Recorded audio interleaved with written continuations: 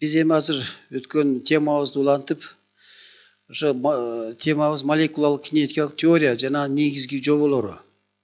Жана кыскача жаза турган болсок, көп китептерде кыскача молекулалык кинетикалык теория деп коет да. Эми биз өткөндө айттык, бизде зат 3 абалда кезигет, 3 агрегаттык абалда. Биринчиси катуу, экинчиси суюк, үчүнчүсүн газ абалында. Эми мына заттар ушундай 3 агрегаттык абалда кезигет. Эми бизге бул молекулалык кинетикалык теория бизге эмне керек? Эмне үчүн керек бул теориябыз? Бул теориябыз бизге бул катуу зат, мисалы сууну ала турган болсок, мына биякта суунун молекуласы турат. Могу жерде бияка суу деп коелу, суу. Бул суу бизге 3 агрегатта кезигет. Мына катуу абалында, мисалы муз абалында, өзү мына суюктук, анан газ бул суунун буусу. Эми эмне үчүн биздин суюктук деп коелу, суюктук абалынан. Муз эмне үчүн суюктукта муз абалына өтөт? Же тескерисинче кайра муз эрип суюктук абалга өтөт. Ошондой эле суюктук буу абалына өтөт, кайра буу суюктук абалына өтөт. Мына жаратылышта ушундай процесстер жүрүп турат. Эми бизде эмне үчүн деген суроого мына ушу молекулалык кинетикалык теория жооп берет. Эми бул теория негизинен 3 жободон турат. Негизги 3 жобо. Биринчи бул зат, бардык заттар, мына бул жерден молекуладан турат. Молекуладан. Мына биринчи жобобуз мына заттын бардыгы молекуладан турат, же тагыраак айта турган болсок, биякта атом, анан иондор деп да атап койсок болот тагыраак айтканда. А негизинен зат молекуладан турат деп коебуз. Эми муну кандай түшүнөбүз? Мисалы затты алсак, мына бизге күндө эле керектүү болгон, мисалы тузду алсак, туз натрий хлор десек, бул зат болуп эсептелет. Карагыла, мына туздун бир молекуласы 2 атомдон туруп атат. Натрий, анан плюс мына хлор. Экөө биригип, 2 атом биригип, бир туздун молекуласын түзүп атат. Молекулалар биригип бизге затты түзүп берип атат. Ошондой эле мисалы кантты алып көрсөк, биз турмушта пайдаланган кантты алсак, канттын молекуласы С12H20, 2, анан кычкыл тек 11.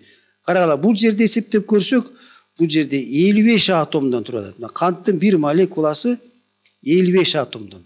Мындан да көп дагы атомдон турган заттар бар. Бирок эгер да атомдордун саны көп болсо, буларды биз татаал заттар деп коебуз. Татаал заттар. Эми биз мындай жөнөкөй мисал келтирип көрсөк, мисалы үй дей турган болсок, мына биз күндө үйдүн курулушу, үй кантип жасалат эми? Үйдү биз зат деп алсак, бул үйдү биз дубалын куруш үчүн кирпич деп пайдалансак, кирпич бул молекула болуп эсептелет. Мына карагыла, биз бир үйдүн дубалын тургузуш үчүн бир канча миңдеген кирпичтерди бириктирип отуруп, биз үйдүн дубалын тургузабыз. Ал эми биякта атом кайда дегенде, бул атомубуз бул кирпичтин өзүнүн ички структуралары. Кирпич өзү билесиңер, топурак, кум жана аралашып жасалат, алар мисалы атомдор. Мындай жөнөкөй мисалды келтирип койдум. Эми экинчи молекулалар булар үзгүлтүксүз башаламан кыймылда болот. Молекула деп коет, молекула. Могу жерде мен үзгүлтүксүз деген сөздү өзүнчө бир көрсөтүп коеюн силер.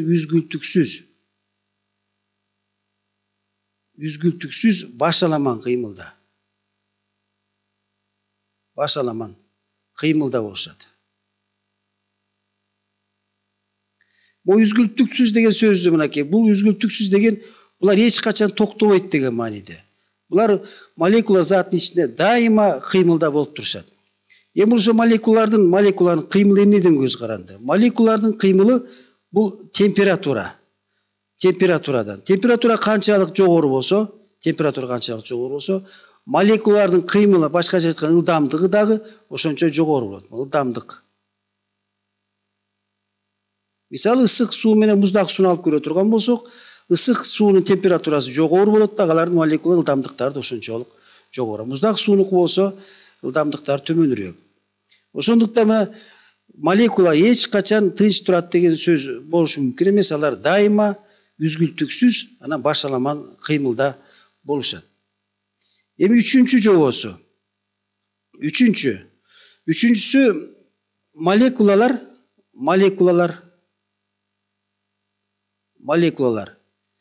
Булар өз ара аракет этишет.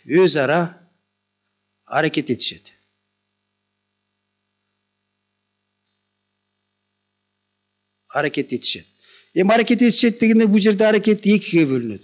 Молекулалар тартышат. Анан түртүшөт. Мына могу жерден сууну деле карай турган болсок, мына суунун молекулалары деле мынакей мына сүрөттө көрүп турат. Сууну билебиз, бул жерден H2O деп койсок, мына могу жерден көк. Бул кычкылтек болуп атат да, каралы кычкылтек чоңураак көк менен көрсөтүп койгон. Ал эми эки четиндеги бул суутек. Чоң болуунун себеби суутектин кычкылтектин атому бул өзү өлчөмү боюнча чоң. Ошондуктан чоң болуп турат. Анан эки тиги суутектин атому биригип, мынакей могу жерде бир суунун молекуласы. А булардын молекулаларынын баардыгы бирип бизге сууну берип атат. Эми бул молекулалар өз аракет этишкенде алар тартышат жана түртүшөт. Эми кайсы учурда түртөт, тартышат деп атабыз. Бул жөнүндө кийин дагы сөз болот. Эгерде могу эки молекуланы биз бири-бирине жакындата турган болсок, анда буларда түртүшүү күчү пайда болот. Эгерде алыстата турган болсок, анда тартышуу күчү пайда болот. Эми мына силер өзүңөр байкадыңар, молекулалык кинетикалык теория негизи мына ушундай 3 жободон турат. Бардыгын карасаңар, мынакей молекула деген сөз бар. Бул теориянын негизги ядросу бул молекула болуп эсептелет. Мына могу жерде молекуланы эме алып коеюн. Мына негизги ядросу. Эми биз күндөлүк турмушта биз ушу молекуланы биз оңой менен чыныгы реалдуу түрдө кабыл ала албайбыз. Себеби булар биздин көзүбүзгө көрүнбөйт, абдан кичинекей болуп эсептелет, саны дагы абдан көп. Ошол мына абдан кичинекендиги мен бир мисал менен түшүндүрүп кетейин. Мисалы, молекуланын диаметрин биз 0,1 миллиметрге чейин чоңойто турган болсок, анда бир кумду алсак, кумдун өлчөмү бийиктиги 100 метрге жакын аска зоого айланат. Ал эми кумурсканы алсак, кумурсканы ушу молекула ушундай өлчөмгө алып келип чоңойто турган болсок, бул океан үстүндө жүргөн корабльге чейин, корабль өлчөмүнө барабар болот. А үчүнчү, эгерде биз адамды ала турган болсок, анда мунун боюнун бийиктиги 1700 километр болуп чейин чоңоет деп түшүнөбүз. Мына мындан карагыла, могу эки жерден карагыла молекуланын өлчөмү абдан кичине экендигин түшүнүп койсоңор болот. Бир кумдун эгер өлчөмүн онча көбөйтө турган болсок, молекула ушунча өлчөмгө келишин чоңойто турган болсок, ал аска зоого айланып атат. Ал эми кумурска болсо океан үстүндө жүргөн корабльге, адам болсо боюнун бийиктиги мисалы 1700 километрге чейин жетиши мүмкүн экен. Эми бул көзгө көрүнбөгөн ушу молекуланын чыныгы реалдуу түрдө жашай тургандыгын бизге мына төмөнкү физиктерибиз, мисалы Релея, бул молекуланын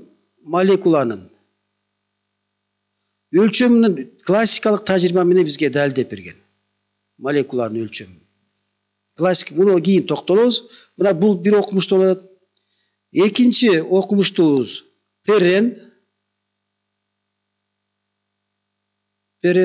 Бул молекулалар тынымсыз кыймылда экендигин, жана алар дайыма тынымсыз кыймылда боло тургандыгын классикалык тажрыйба менен далилдеп берди. Үчүнчү Штерн деген англиялык физик Штерн бул молекуланын ылдамдыгын бизге аныктап берген. Мына ошентип молекула кинетикалык teorияны biz молекуланы көзгө көрбөсөк дагы могорикинде 3 классикалык тажрыйбанын жардамы менен биз булардын бар экендигине ишенсек болот. Бул жөнүндө кийин ар бир классикалык тажрыйбага кийин токтолобуз.